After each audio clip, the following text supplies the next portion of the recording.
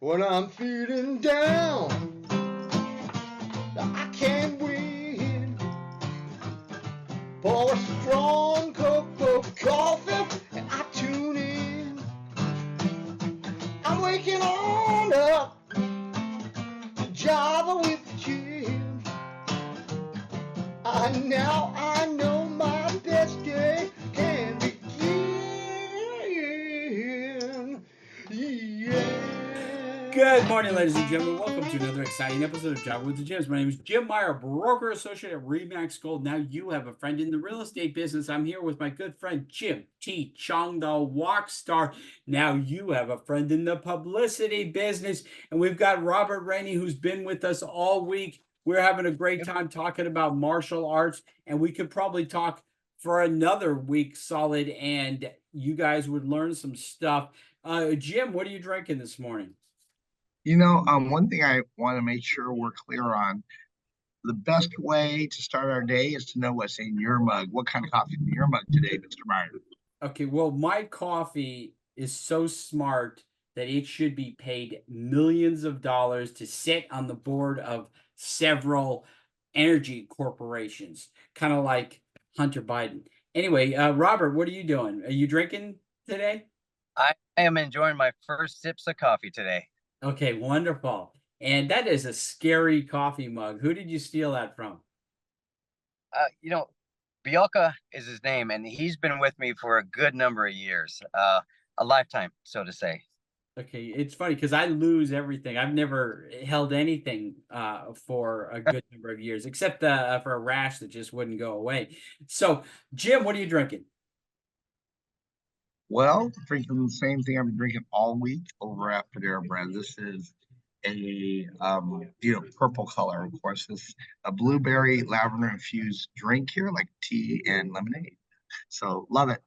So, Robert, you are a hardworking guy, and you're an expert with martial arts, and you're very humble, and you're not afraid to tell us how much more humble that you are than we are. But how do you want people to remember you? And this is primarily for my wife and kids. My small circle of friends, they know me, but I really want my kids to remember just how hard we work for them, how much they mean to us, and how much they mean to me. So everything I do is trying to lead an example for them. With my daughter, it's an example of the type of people you want to let in your life. Did this person act like dad? Did this person do the things that dad did or pops did? And same thing for my son. Is this what something dad would do? Just a good moral compass. That's great. Jim, do you have a follow-up question, my friend? Yeah, we've been focusing a lot on, just kind of some of the questions surrounding the martial arts. And, what in terms of, wow, your camera just flipped over there. In terms of, when you started getting into martial arts, and you may have described this earlier just as a refresh, what do you specifically focus on, and why did you focus on that specific style? Originally, I focused. It was Shorin-ryu, and it's a hard style Okinawan karate, and it's hard blocks, hard punches, and to immediately stop your opponent. I was drawn to that. There was an episode of violence in my youth, and that kind of guided what I would never allow to happen to me again.